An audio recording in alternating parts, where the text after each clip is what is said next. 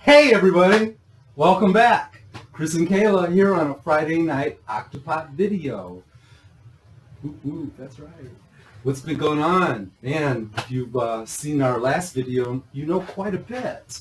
But it's all good. It's all better.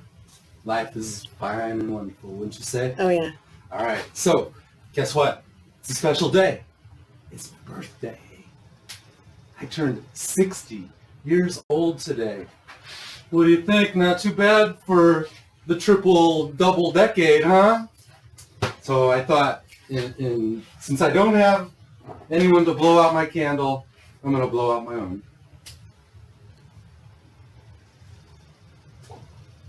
Happy birthday. All right, down to business. Well, it's not really business. This is kind of a social get-together. We'll be back on Tuesday. I'll tell you what we're going to talk about. It's, again, just a catch-up video. What have we been doing all of this time? So, the divorce. Hi, Tom. We have doggies here. As you can see, we're in a new setting out in the shop/future showroom. And Tom Sawyer here is visiting. So, anyway, Robin is pretty much out of the picture. Kayla has stepped in. We're moving forward. And actually, speaking of moving forward, Kayla and her family are moving in to the house with me. I got this big, huge house, wandering all alone, mostly naked. Not anymore, because now I got grandkids, and it's great. This morning I woke up to a big happy birthday greeting on my whiteboard.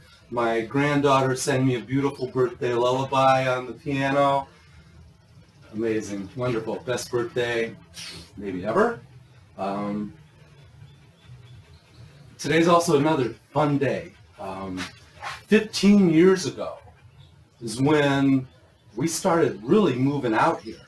It was 4th of July weekend, and we came out with some friends, and the neighbors let us take their pontoon out onto the lake, and we saw the fireworks over the lake for the first time. It was spectacular, man. It's like one of those little moments. I love this place, and even though each of the 3 farms I've had, I've never thought I would leave them when I was on them. It was just one of those things like, yeah, this is a good place to die. So, happy anniversary. One of the big things that I would like to announce, and this is only one of the big things, there's another one towards the end that's really quite spectacular. We're forming a outreach program as part of what we feel is our social responsibility / marketing outreach to everybody. And it's very personal to me, and it's personal to a lot of people out there. And what happens is this particular problem doesn't get talked about, and when it is talked about, a lot of times people don't believe it. And it's basically the relationship between a narcissist and an empath that leads to parental alienation when children are involved. And that's kind of a mouthful, but think about it. We're calling this Octopot Alienation Opposition. We have a private group on Facebook. We've got like 43 members. I've been posting a lot. It's all about telling a story to try to get the word out there in a big way that the judicial and the child support system understands that this is a real problem and that there are certain cues to look for in relationships to identify it, but they're hard to see. You really have to be on the ball to catch it. And you know, we need to get people on the ball with this because alienation starts maybe at the childhood level between parents using their kids as a tool to societies, using misrepresentations to divide societies, tribes, cultures, nations. It's alienation is what eventually leads to war. You know, you're not good enough because of this and this, even though this may not be true. And boom, it explodes. So, Octopot Alienation Opposition. If you or someone you know is involved with the conflict of the parent parent-child relationship. We have a attorney, a family law guy, who's going to be helping us put together a webinar. That will occur the first week of August. So we're starting to collect information for that. We want it to be based on what kind of needs you guys have. What do you want to know about the law pertaining to this? Send us what you want. There's other information when you want it and things like that, but we want to make this a real happening, okay? So, I'm sweating like a pig here, man. It's 90 degrees. We had to shut off the fans so our video wouldn't be too cranky. And man, I am sweating. Feel like a football player.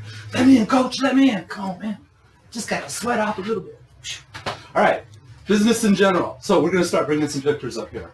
God dang, man, we've been just so busy, and we thank you from the bottoms of our heart for all the business you've given us. I know we have a new lease on life because you guys are supporting us, and you're supporting us because we support you. That's the relationship here.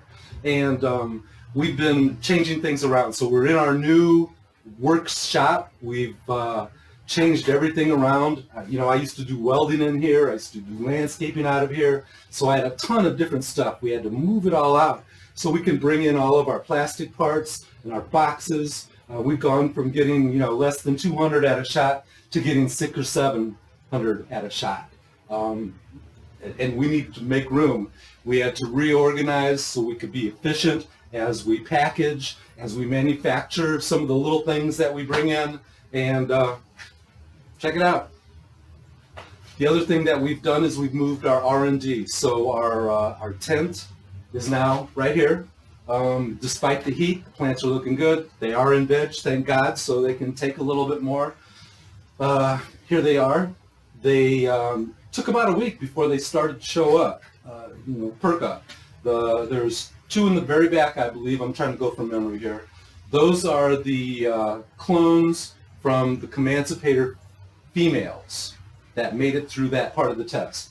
If you're familiar with what we've been doing, we had 4 Comancipators. 2 of them turned out to be male, and we have the 2 female clones because we're going to be following to see how the plants do. So we want to make sure that we have progeny that if we like the plant, we don't say, oh, we should have cloned that. We already did. We can throw out the bad ones if we don't want it. Also have 2 little bitty seedlings from my time machine. They were pathetic in solo cups for a long time, and they're starting to pick up. It looks like the roots have started to get to the water. They're greening up. The leaves are expanding. All good. I've also got in the front here, closest to me, it's a seedling from a time machine that's in the flowering room now with the Comancipator. It also had terrible care. One of the funkiest plants I've ever had. It was from our living soil. The cutting was taken when the plant was in flower. It was kind of set to the side and everything. So it branched out like nothing I've ever seen before. And we'll actually, here's a picture of it right now. All right, so this odd little thing brought this little clone, and oddly enough, this clone and another, because I took 2 just in case one of them didn't take, I solo cupped it, and I didn't even put a plastic cover over it. It's so humid, and in my back window, where I normally am now cloning in the house, before, the conditions were perfect. Both of them rooted right away. I watered maybe twice after I planted them, and it's all about the weather. In the winter, you really need to capture your humidity. In the summer, when it's humid like this, not nearly as important. So I guess we are giving a little information out today, huh? What do you think about that? All right, so and then we'll go to the room. Here's the Comancipators. So we'll go back to these in just a little bit, but that's what we've done. Moved everything out. We've also redone Kayla's sewing area, and here's a quick brief glimpse now. So here's our other big announcement. Just the other day we had somebody in from UPS, and we are going to begin overseas shipments. Now, we've held off on this for such a long time, but due to the popularity of the videos, Instagram, just the word's gotten out there. We've been afraid of certain things, about getting too popular before we could handle it, one, and we don't want people to steal our idea. It's my fucking idea. Please don't steal.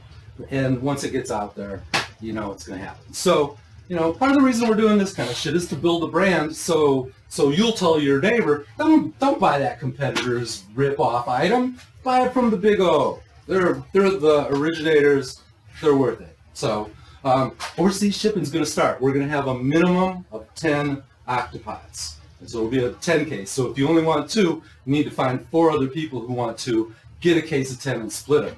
Or give them as presents, bonuses to your employees, birthday presents, whatever. Got to be at least a case of 10. And we're not going to do autofills. We're going to keep it really simple, and hopefully we'll be able to handle it. It doesn't look too bad. Shipping is going to be expensive. Most of the time, more than the pots themselves. So, fair warning, if you want to be one of the first to have an octopot in your country, now's your chance, man. Be cool and do it. All right, let's get to the grow room. I'm going to show you the emancipators here. These 2 females are about week 4 of flower, and they're blowing my mind. I think we had 8 weeks from the time we planted seeds to the time we went into the flower, and they moved slow in the flower at first, but they grew still. I mean, we've got 2 completely different phenotypes from 2 sister seeds, and that's why you do the pheno hunt to compare. And when I brought them in here, the big one, the big sprawly one, I thought this thing is gonna blow the other one away. Why would I even keep this other one? Because it was like twice as big almost. But it's a pheno hunt. You just got to keep up with it. And so the other day I came in here and it started smelling funny. And I checked them out, and the one that I considered throwing away has got the most incredible smell. And at this point already, it's so sticky. It's unbelievable. And the other one doesn't have nearly the development. So it's more of a sativa. You can see the difference in the leaves, and the form of the plant. The sticky one, more indica. It's going to finish probably 8 weeks or so. The other one, the big bush form, the thinner leafed one, it's more sativa. It's probably going to be 9-10 weeks. It's going to be smaller buds, but lots more of them. The big one's going to have some big, thick, giant nugs, like I haven't grown for a long time because I've been so much into the sativa, my time machine, and even my atomic didn't get like huge buds. So it'll be interesting to see. I don't know if we got a picture. Well, we'll have a picture. I want to show you something else, and that is that on the grow sleeves, despite our stage of growth, they're practically pure black. There's no sediment on them. Isn't that true? I hadn't noticed. I'm pretty sure if I'm wrong, then you're going to say, no, wait, dude, look at all that white shit on there. But I'm pretty sure that they're in pretty good shape as far as not having all that excess salt. And I give that credit to the Dynagrow nutrients. Nice and clean, not a lot of extra salts. And despite the fact that I've got well water here and I've got a fair amount of calcium and magnesium, I got like 250 ppms right out of the tap that I just let go. I don't do the RO or anything. I'm pretty sure they're pretty clean. So you've got the white stuff building up. You're probably over fertilizing, or you've got a fertilizer that has too much salt. So check out the Dynagrow. Free plug, Dynagrow. You rock. And while I'm giving free plugs, my Hortilux light bulbs, killing it. Still, 1,000-watt HPS. All right, let me move on down the list here. So I'm going to show you pictures of the males. So we'll just do this quick. Here they are. It's close up. There's the male seed pods. One of them was spectacular in growth, and I decided that although I was going to kill that one, I kept the clone. And I've got that one, is the plant that I didn't mention that's in the tent. So we'll go back here real quick. That is in a funny looking octopot, right? That is a 3-gallon soil container. It's a prototype. I'm keeping the male because I'm going to harvest the pollen to cross-pollinate with my time machine. We're going to do some real plant breeding here. First time ever for me.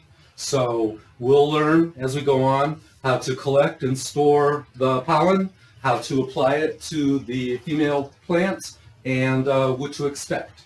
Kind of cool. Really cool. There's stuff that I need to know that I don't know yet, but I'll do some research and we'll do it right. Okay. So that's about winding it up here. On Tuesday, we're going to do our tutorial on the staking setup that I did for the emancipators. You can see that the canopy is really nice, and I did it with just bamboo stakes and rubber bands and a couple pieces of wire. So we'll look at that, and hey, it's really been nice seeing you again. You may be thinking, Chris, I can't see you, or you can't see me, because you can't see me. Chris, you can't see me, is what you would really be thinking. And I would just say, I see you with my heart. I feel you with my eyes. Grow in peace. Grow in peace, dudes.